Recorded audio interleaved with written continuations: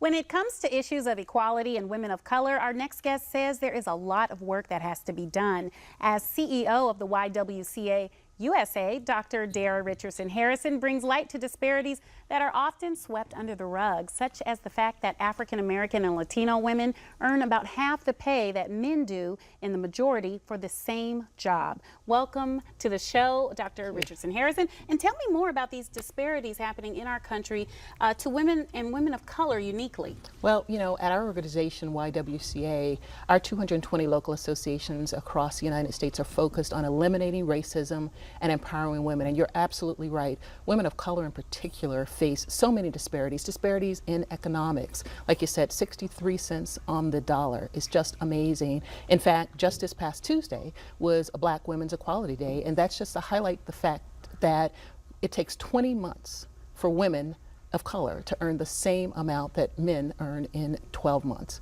It's just not acceptable. And there are disparities in healthcare, disparities in discipline and racial profiling. So there are many disparities that we look at the YWCA. Let's talk about discipline, because you have some research that says women of color are disciplined harsher, and it starts at a very young age. And we're taught you can't do that or you will be punished more greatly than others. Well, we all talk about the school to prison pipeline. Women of color in particular and young girls of color are disciplined at 6 times the rate of their Caucasian counterparts, and they are expelled and arrested twice as frequently.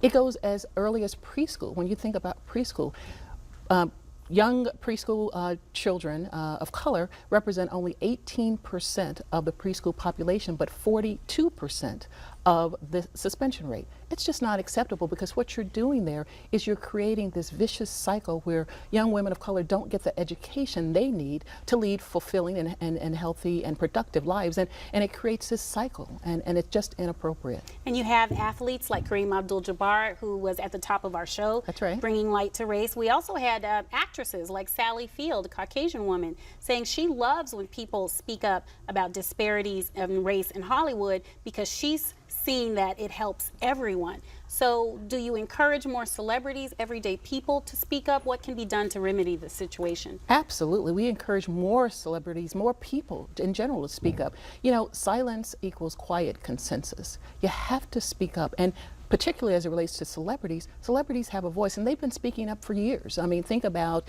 you know, people like Muhammad Ali and Billie Holiday. They spoke up in their time, and, you know, fast forward to today when you have the celebrities speaking up. The media pays attention to celebrities, and media shapes values and opinions. We need celebrities to speak up, and certainly it's much better than appalling silence. And what can regular people do to cope with any disparities? The preschool statistic is just devastating to me. But you also have women of color in the workplace. That's right. They're not celebrities. What do they do? Well, you know, you have to speak up.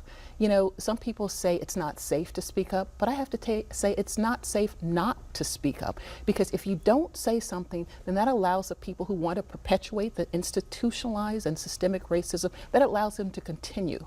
So you have to speak up, and then you also have to take care of yourself. And then, you know, I live by a motto that my parents always says: never let anyone derail you from achieving your goals. Keep moving forward, just like our foremothers and forefathers did. We have to continue to move forward. Well, thank you so much. Good information. You're having an event in October. That's right. It's our week without violence. Every October we have an event where we highlight, you know, the impacts, the negative impacts of violence in our society. We focus on violence throughout the year at our organization as the largest provider of domestic violence services, but in this particular week we focus legislators, corporations, foundations on ending violence in our communities. Well, thank you so much for the work you're doing. I had no idea what your mission was, but I'm so glad to know that you are doing this work in our country, so we appreciate you. We've been around for 150 years, and we won't stop until our work is done. All right. Well, thank you so much.